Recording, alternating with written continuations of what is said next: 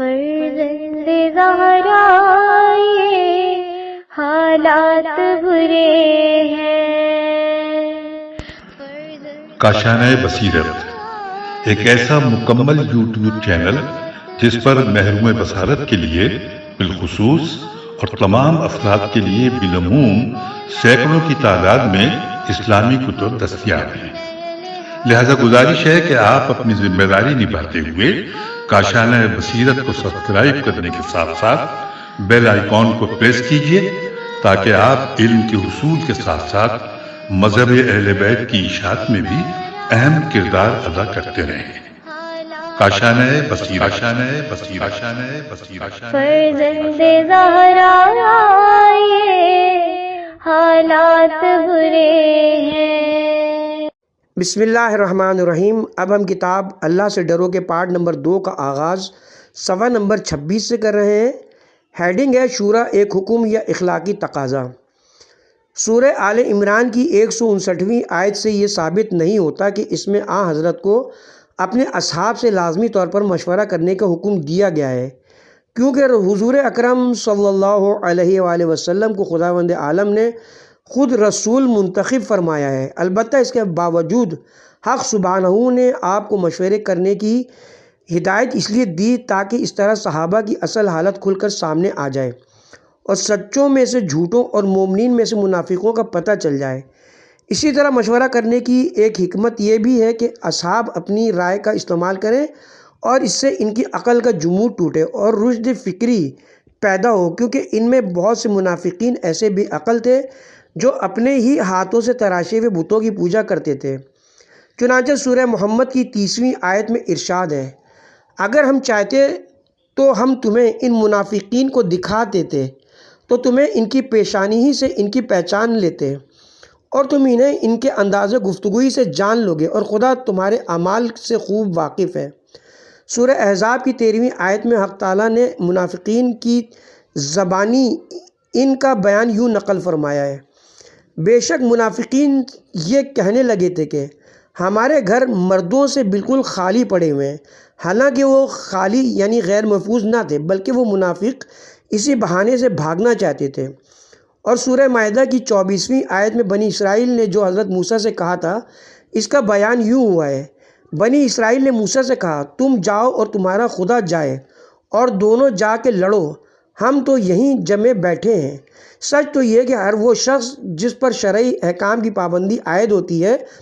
اس بات پر مامور نہیں ہے کہ اپنی مرضی سے خلیفہ معین کرے، بلکہ سورہ نساء کی 65ویں آیت نے یہ فیصلہ کر دیا کہ پس اے رسول تمہارے پروردگار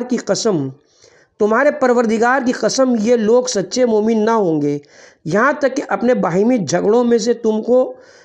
میں تم کو اپنا حاکم نہ بنائیں، پھر جو کچھ تم فیصلہ کرو اس سے کسی طرح دل تنگ بھی نہ ہو، بلکہ خوشی خوشی اس کو مان لیں۔ اس آیت شریفہ میں مسلمانوں کو اپنے باہمی تنازعات کو رسول صلی اللہ علیہ وسلم کے فیصلے کو دل سے قبول کرتے ہوئے حل کرنے کی ہدایت دی گئی ہے۔ اس سے بھی بڑھ کر یہ امر قابل توجہ ہے کہ آیت کے ذریعے شورا کے جس حکم کو حق بجانب قرار دیا جاتا ہے صحیح ثابت ہونا کوئی آسان نہیں ہے، اس لیے کہ سقیفہ بنی سعدہ میں علی علیہ السلام کے حامی اور پیروی کرنے والوں کا وجود تک نہیں تھا، گویا وہاں مخالف نظریہ رکھنے والوں کو کوئی جگہ نہیں دی گئی تھی۔ یعنی دوسرے جلیل القدر اصحاب رسول سقیفہ میں موجود نہیں تھے، اور اس موقع کو بعض بزرگ صحابہ نے غنیمت سمجھتے ہوئے حضرت ابو بکر کو منتخب کر لیا۔ اس سے بھی بڑھ کر قابل غور امر یہ ہے کہ وہاں پر موجود تمام صحابہ حضرت ابو بکر کی خلافت پر متفق نہیں ہوئے۔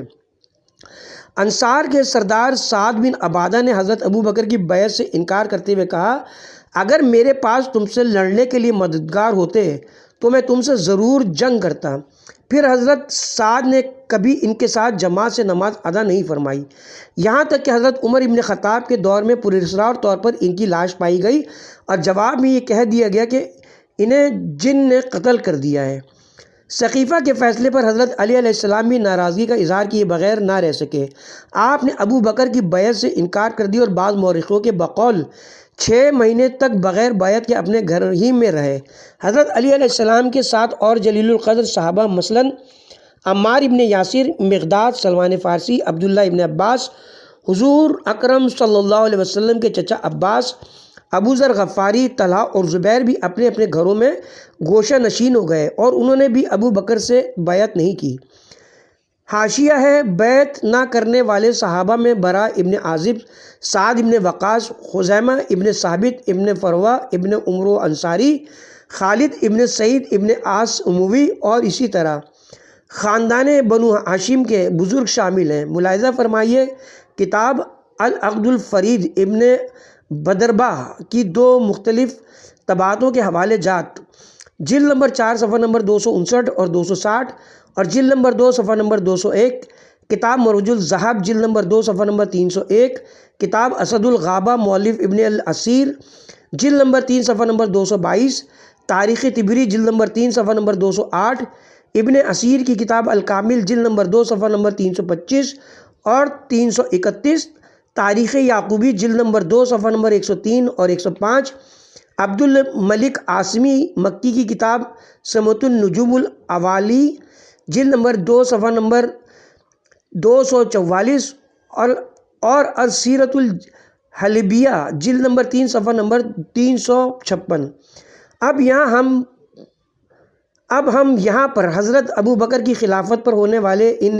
احتجاجات کا تذکرہ کرتے ہیں جو تاریخ کی کتابوں میں مرقوم ہیں۔ ابن عباس عبد المطلب نے ابو بکر کی خلافت کے سلسلے میں ان سے یوں کہا، اگر یہ خلافت تمہارے نزدیک رسول اللہ کا حق تھا اور اسے تم نے لے لیا ہے تو تم نے ہمارا حق لے لیا ہے، اور اگر یہ مومنین کا حق تھا جو تم نے حاصل کیا تو ہم مومنین میں سب سے زیادہ مقدم ہیں، اور اگر یہ مسئلہ خلافت مومنین نے تمہارے اوپر اگر یہ مسئلہ خلافت مومنین نے تمہارے اوپر واجب کر دیا ہے تو بھلا کیسے، جبکہ ہم اسے پسند نہیں کرتے۔ الامامہ والسیاسیہ ابن قتیبہ صفحہ نمبر 15، طبعات مصطفیٰ محمد مصر، تاریخ الیعقوبی جلد نمبر 2 صفحہ نمبر 104۔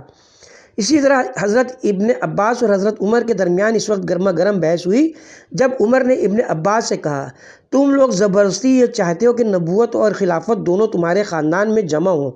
اور تم اس پر فخر و مباحت کر سکو، چنانچہ تم اہل قریش نے اپنے لیے یہی کچھ چاہا اور خلافت بھی اپنے ہی خاندان میں قرار دے دی۔ ابن عباس نے جواب دیا، اگر قریش نے خلافت اپنے خاندان میں اس لیے قرار دی اور اسے پسند کیا کیونکہ یہ خدا کو پسند ہے تو وہ حق پر ہیں، اس طرح نہ تو وہ اللہ کی رحمت سے دور ہیں اور نہ ہی ان سے حسد کرنے کی ضرورت ہے۔ اور تمہاری بات کے جواب میں کہوں گا کہ یقیناً ان لوگوں نے ہمارے یہاں نبوت اور خلافت ہونے سے جو انکار کیا ہے تو اس سے ان کے تمام اعمال کا اجر و ثواب ختم ہو کر رہ جائے گا، کیونکہ ارشاد رب العزت ہے سورہ محمد آیت نمبر 9، یہ اس لیے ہے کہ خدا نے جو چیز نازل فرمائی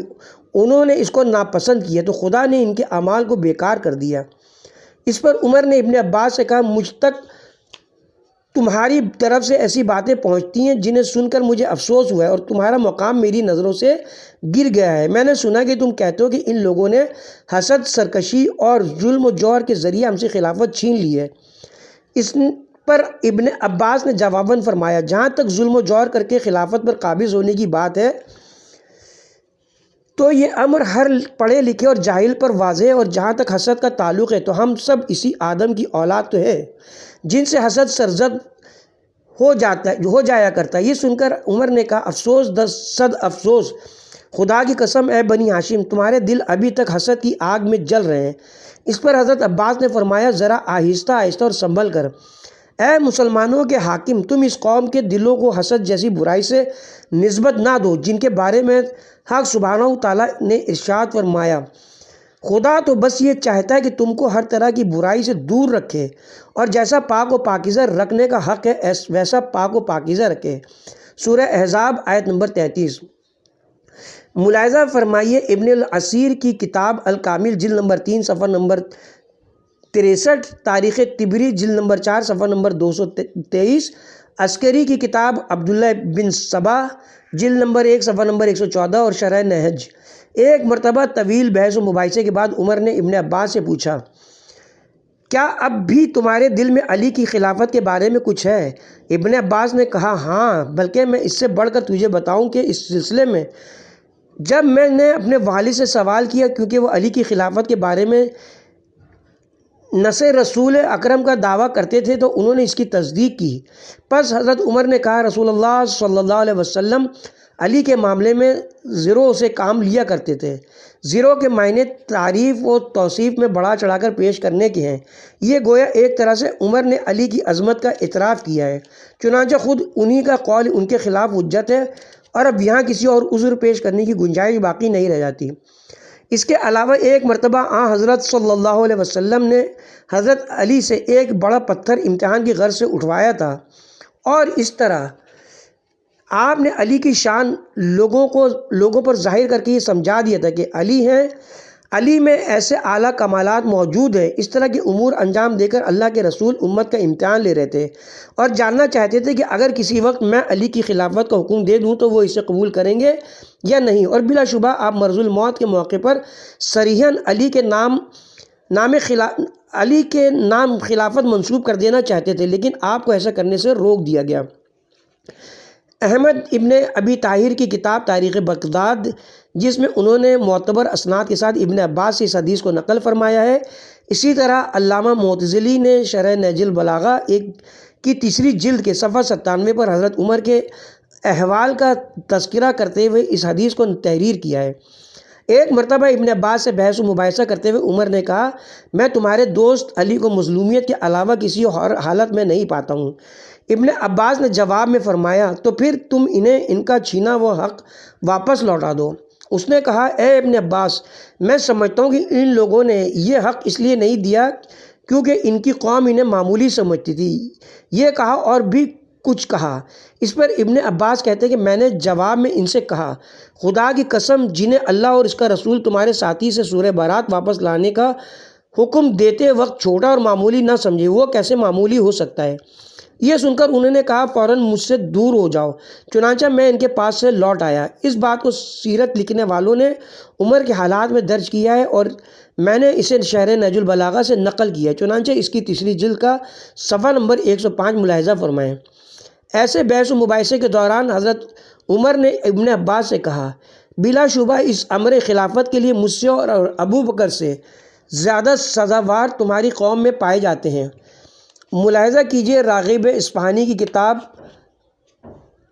محاذرات کی جلد نمبر 7 صفحہ نمبر 213، الغدیر جلد نمبر 1 صفحہ نمبر 389، اور بیروت میں تباہ ہونے والی الغدیر کی جلد نمبر 2 صفحہ نمبر 80۔ اسی طرح محمد ابو الفضل کی تحقیق کے مطابق ابن ابی الحدید نے شرح نہج البلاغہ کی جلد نمبر 2 اور اسی کتاب کی ایک اور طبعات کی جلد نمبر 1 صفحہ نمبر 34 سے یہ الفاظ نقل کیے ہیں۔ حضرت عمر نے کہا، اے ابن عباس، سنو، خدا کی قسم تمہارا دوست رسول اللہ صلی اللہ علیہ وسلم کے بعد لوگوں میں امر خلافت کا زیادہ استحقاق رکھتا ہے، لیکن ہم نے 2 باتوں کی وجہ سے اسے معمولی سمجھا۔ اس پر حضرت ابن عباس نے پوچھا، وہ 2 باتیں کون سی ہیں؟ عمر نے جواب دیا، ان میں سے ایک بات تو یہ کہ وہ کمسن تھے، اور دوسری یہ کہ وہ خاندان عبد المطلب سے تعلق رکھتے تھے۔ اس کے ساتھ ہی یہاں پر حاشیہ اپنے اختتام کو پہنچا۔ کتاب کی طرف رجوع کرتے ہیں۔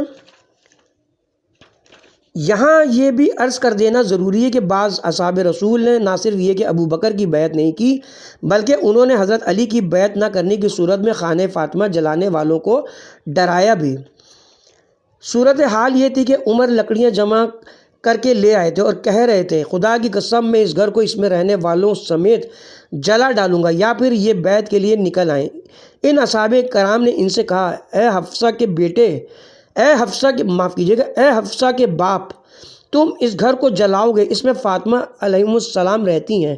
عمر نے جواب دیا، رہتی ہیں تو رہا کریں۔ غور فرمائیے، عمر نے یہ کہہ کر کتنی بڑی جسارت کی ہے۔ اس بات کی تائید کے لیے معروف شاعر حافظ ابراہیم نے عمر کی شان میں قصیدہ کہتے ہوئے جو اشعار کہیں وہی کافی ہیں۔ یہ قصیدہ زبان زد خاص و عام ہے، جس میں عمر کا یہ قول صریحاً بیان ہوا ہے۔ اشعار فرمائیے،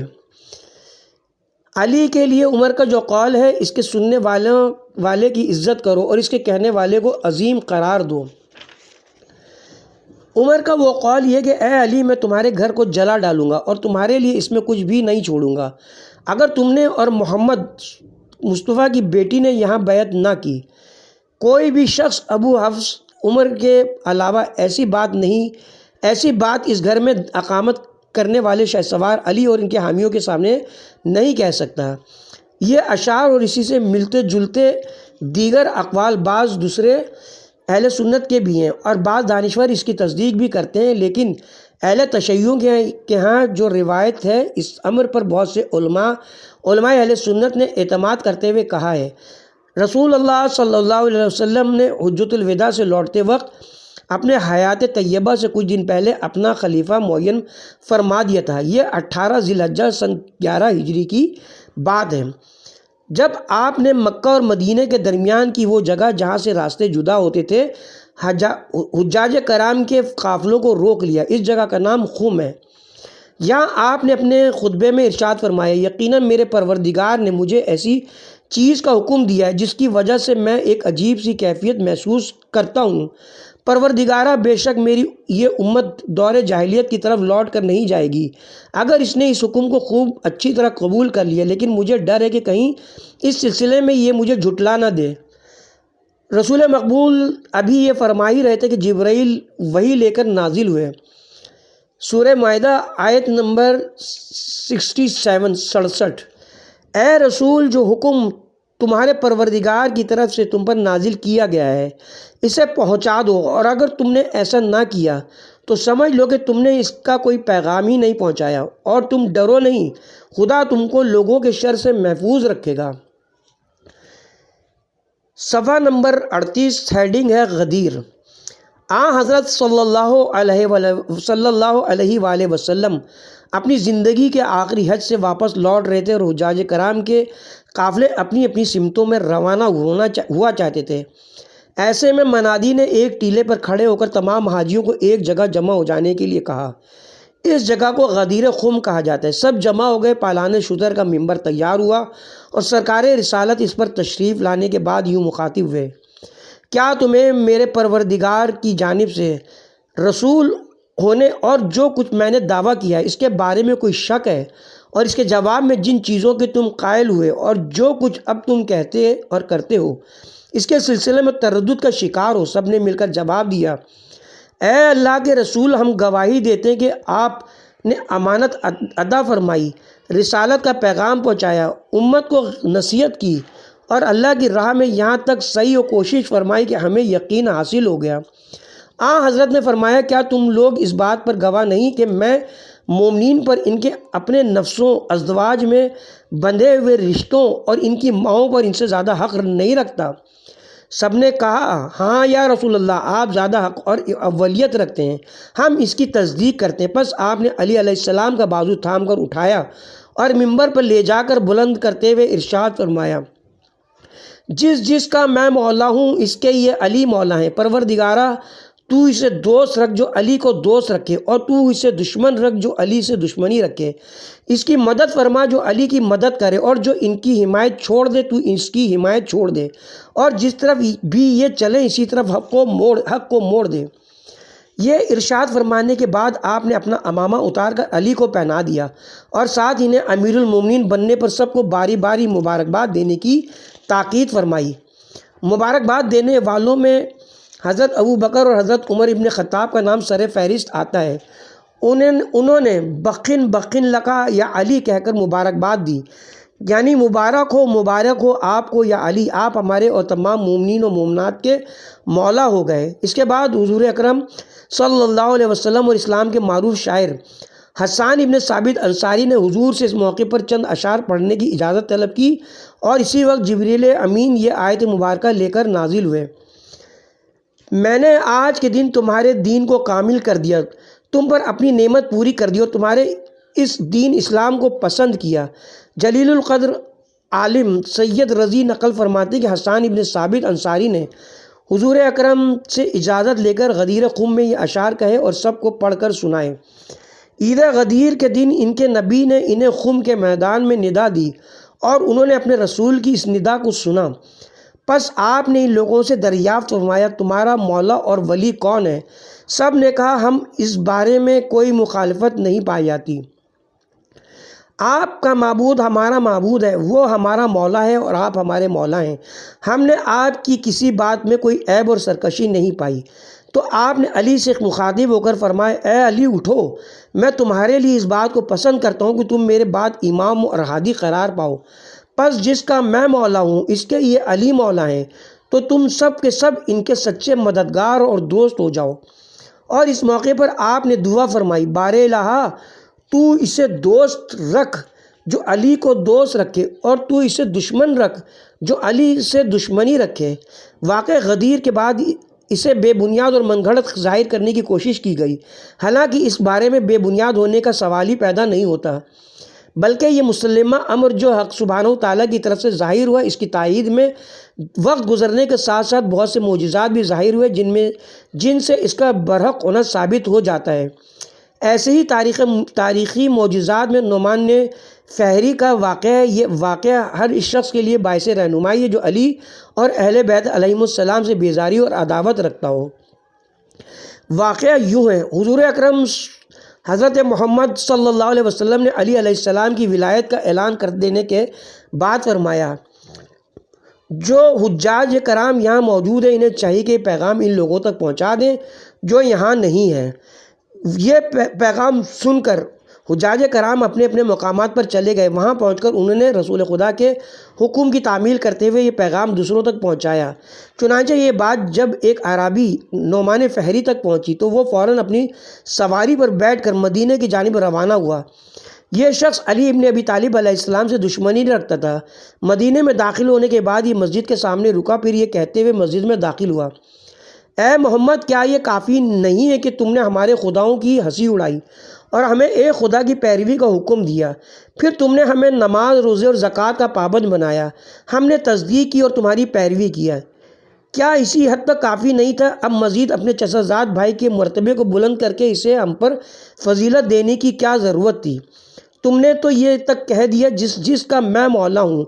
اس کے یہ علی مولا ہیں، اور پروردگارہ تو اسے دوست رکھ جو علی کو دوست رکھے اور جو اس سے دشمنی رکھے تو اسے دشمنی رکھ۔ یہ سب کچھ تم اپنی طرف سے کہہ رہے ہو یا اللہ کی طرف سے؟ یہ سن کر حضرت صلی اللہ علیہ وآلہ وسلم کی آنکھیں جلال سے سرخ ہو گئیں اور آپ نے کمال متانت سے بڑی کشادہ دلی کے ساتھ فرمایا خدا گواہ ہے یہ سب کچھ اسی کی جانب سے ہے، میں تو اس کا ایک بندہ ہوں، جو کچھ بھی مجھے حکم دیا جاتا ہے اسے بجا لاتا ہوں اور نافذ کر دیتا ہوں۔ حضرت صلی اللہ علیہ وآلہ وسلم کی جواب سے وہ بے شرم اور ہر درم مطمئن نہیں ہوا، بلکہ یہ کہتے ہوئے مسجد نبوی سے نکلنے لگا خداوندہ اگر محمد اپنے دعوے میں سچے ہیں تو ہم پر آسمان سے پتھروں کی بارش کر کے دردناک عذاب سے ہلاک کر دے۔ اس بدبخت کا یہ کہنا تھا کہ آسمان سے ایک پتھر چلا جو اس کے سر کو چیرتا ہوا نکل گیا اور وہ ناہنجار اپنی سواری کے سامنے ہی گر کر ہلاک ہو گیا۔ اسی وقت حضرت جبرائیل علیہ السلام یہ آیتیں لے کر نازل ہوئے، ایک مانگنے والے نے کافروں کے لیے ہو کر رہنے والے عذاب کو مانگا جس کو کوئی ٹال نہیں سکتا۔ سورہ معارج آیت نمبر 1 اور 2۔ یہ واقعہ اہل بیت علیہ السلام سے مروی ہے، نیز اس واقعے کو بہت سے علماء اہل سنت نے بھی نقل کیا ہے۔ اس واقعے کی عقل اور نقل دونوں اعتبار سے تائید ہوتی ہے۔ اب ذرا سوچی کہ بھلا یہ کیوں کر کہا جا سکتا ہے کہ رسول اکرم اس دنیا سے بغیر خلیفہ معین کیے ہوئے خالق حقیقی سے جا ملے؟ ایسا تو ہو ہی نہیں سکتا۔ حضرت نے اپنی وفات سے قبل خلیفہ معین فرمایا، اسی پر اللہ نے دین اسلام کو پائے تکمیل تک پہنچ جانے کی سند عطا فرمائی، اسے درجہ کمال تک پہنچا دیا اور ساتھ ہی ان کے لیے اس دین اسلام کو پسند فرما لیا۔ خوب اچھی طرح غور کیجئے کہ غدیر خم میں کیا ہوا، اس کا حاصل کیا ہے، اور پھر اس طرح کے تمام اختلافات آپ کے بعد کیوں سامنے آئے، اور اہل سنت بھی غور و غوص کریں کہ حضرت امام علی علیہ السلام میں حضور اکرم کے بعد اور بھی بہت سے امتیازات تھے۔ اگر آپ لوگ بھی حضرت محمد صلی اللہ علیہ وسلم کے تعلق سے علی میں پائی جانے والی متعدد خصوصیات پر توجہ فرمائیں تو یقیناً اس طرح آپ پر بخوبی واضح ہو جائے گا کہ حضرت نے علی کو اپنا خلیفہ معین فرما دیا تھا۔ صفحہ نمبر 46 ہیڈنگ ہے دعوت ذوالعشرہ۔ سورہ شعراء آیت نمبر 214۔ اے رسول تم اپنے قریبی رشتہ داروں کو عذاب خدا سے ڈراؤ۔ جب یہ آیت مبارکہ نازل ہوئی تو حضور اکرم صلی اللہ علیہ وسلم نے اپنے تمام رشتہ داروں کو دعوت دی۔ تاریخ میں اس واقعے کو دعوت ذوالشیرہ کا نام دیا جاتا ہے۔ اس موقع پر آپ نے اپنے تمام چچاؤں اور دیگر اعزاء و اقربا کو کھانا کھلایا اور سب کو کھانا کھلانے کے بعد فرمایا، اے خاندان عبد المطلب اور اے خاندان عبد مناف، اگر میں تمہیں یہ خبر دوں کہ ایک قوم تم پر حملہ آور ہوا چاہتی ہے تو کیا تم اسے سچ مانو گے اور اس پر یقین کر لو گے؟ سب نے جواب دیا، کیوں نہیں، آپ تو صادق اور امین ہیں۔ آپ نے ارشاد فرمایا، خدا کی قسم میں تمہارے لیے دنیا اور آخرت کی بھلائی کا نظام لے کر آیا ہوں، تو اب تم میں سے جو بھی اس کام میں میرا بوجھ اٹھائے گا وہ میرا بھائی، میرا وصی اور میرے بعد میرا جانشین ہوگا۔ یہ سن کر سب خاموش رہے، البتہ علی جو عمر میں سب سے چھوٹے مگر سب سے بہادر اور جری تھے، انہوں نے بڑھ کر لبیک کہی، اور جب دوسری اور تیسری مرتبہ بھی یہی کچھ ہوا تو آپ نے علی کا بازو پکڑ کر فرمایا، یہ میرے بھائی، میرے وصی اور سب پر میری طرف سے خلیفہ ہیں، لہٰذا تم لوگ ان کی بات سنو اور اطاعت کرو۔ یہ سن کر دعوت میں آئے ہوئے لوگ ہنستے ہوئے ابو طالب سے کہنے لگے، انہوں نے یعنی محمد نے تمہیں تمہارے اپنے بیٹے کی اطاعت کا حکم دیا ہے۔ کتاب کا حاشیہ ہے، یہ حدیث کتابوں میں حدیث دلار کے نام سے مشہور ہے۔ حضرت علی علیہ السلام سے منقول ہے کہ جب یہ آیت نازل ہوئی تو اس وقت یہ تمام واقعہ پیش آئے۔ یہ حدیث صحاح ستہ میں بھی موجود ہے۔ بہت سے حفاظ اور علماء نے اس کے مسئلہ خلافت پر اس حد تک گفتگو بہت سے حفاظ اور علماء نے اس کے یہی الفاظ، اسی سے ملتے جلتے الفاظ نقل کیے ہیں۔ ملاحظہ فرمائیے تاریخ طبری صفحہ نمبر 319 تا 321، مطبوعہ دارالمعارف مصر ابن ابی الحدید کی شرح نہج البلاغہ جلد نمبر 13 صفحہ نمبر 210 تا 244، تحقیق محمد ابو الفضل، مطبوعہ مصر حلبی شافعی کی کتاب السیرۃ الحلبیہ جلد نمبر 1 صفحہ نمبر 311، شائع کرنے والا ادارہ المطبوعہ البہیہ مصر، منتخب کنز الاعمال جس پر مسند احمد کا حاشیہ موجود ہے کہ جلد نمبر 5 صفحہ نمبر 41 اور 42، شائع کرنے والا ادارہ المیمنہ مصر، حسکانی کی کتاب شواہد التنزیل جلد نمبر 1 صفحہ نمبر 371، حدیث نمبر 514 اور 540، مطبوعہ بیروت کنز الاعمال جلد نمبر 15 صفحہ نمبر 1150، حدیث نمبر 3340، مطبوعہ حیدرآباد، طبعات ثانی ابن عساکر شافعی کی کتاب ترجمۃ الامام علی ابن ابی طالب من تاریخ دمشق جلد نمبر 11 صفحہ نمبر 85، حدیث 139، 140 اور 141، طبعات اول بیروت اور اسی کتاب کی طبعات ثانی صفحہ نمبر 99، حدیث نمبر 137، 138 اور 139، التفسیر المنیر المعالم تنزیل جلد نمبر 2 صفحہ نمبر 118، طبعات ثالث علاء الدین شافعی کی تفصیل جنازن جلد نمبر 3 صفحہ نمبر 371، جلد نمبر 3 صفحہ نمبر 371 اور 390، مطبوعہ مصر محمد حسین ہیکل کی کتاب حیاء محمد صفحہ نمبر 104، طبعات اول 1354 ہجری، البتہ طبعات ثانی اور بعد کی طبعاتوں میں سے حدیث نبوی کے الفاظ کو حذف کر دیا گیا۔ اس کتاب کی طبعات اول میں حدیث کے ان الفاظ کا پایا جانا اور بعد کی طبعاتوں میں سے ان کا حذف کر دیا جانا واضح کرتے ہیں کہ حضور اکرم صلی اللہ علیہ وسلم نے علی کو اپنا جانشین اور خلیفہ معین فرما دیا تھا۔ کتاب کی طرف دوبارہ رجوع کرتے ہیں۔ مسئلہ خلافت پر اس حد تک گفتگو کرنے کے بعد اب ہم آپ کی توجہ چند اہم سوالات کی جانب دلا کر بحث کے دائرے کو کچھ وسعت دینا چاہتے ہیں، البتہ کافی طولانی بحث میں پڑھنے کا ارادہ نہیں، کیونکہ اس سلسلے میں دلیلیں تو بہت ہیں لیکن یہاں اختصار سے کام لینا مقصود ہے۔ بس ہم چند سوالات کرنا چاہتے ہیں تاکہ اس سے آپ کا ذہن بعض حقائق کی جانب ملتفت ہو جائے۔ اسی لیے تو ایک دوسرے کو واعظ و نصیحت کرنے کی آزادی دی گئی ہے تاکہ انسان حقائق تک رسائی حاصل کر سکے۔ جو شخص اپنی رائے اور دلیل کے ذریعے کسی پر غلبہ پانا چاہے اس کے لیے یہ دروازہ کھلا ہوا ہے۔ یہاں میں صرف اتنا کہنا چاہتا ہوں کہ خلافت نص قرآن کریم اور احادیث نبوی کی روح سے ثابت ہے، اور جب رسول اللہ نے خلیفہ معین فرما دیا تو اس پر دین اسلام مکمل ہوا۔ یہ خلافت علی کے جملہ حقوق میں سے ایک حق ہے، البتہ جب ان کا یہ حق غصب کر لیا گیا تو انہوں نے اس پر صبر کیا، جیسا کہ اس سلسلے میں انہوں نے خطبہ شکشکیہ میں بیان فرمایا ہے۔ اس خطبے کا ذکر ہم ذرا بعد میں کریں گے، پہلے یہ سوال کہ خلافت کا فیصلہ شورا کے ذریعے ہونا چاہیے یا نہیں؟ جی ہاں، پہلی خلافت جس کے بارے میں جناب ابوبکر کی رائے ہے کہ اس کا فیصلہ شورا کے ذریعے بالکل درست ہوا، ایسا نہیں ہے، بلکہ اس بات پر خود حضرت عمر ابن خطاب گواہ ہیں، جیسے کہ بخاری اور مسلم شریف میں یہ الفاظ ملتے ہیں: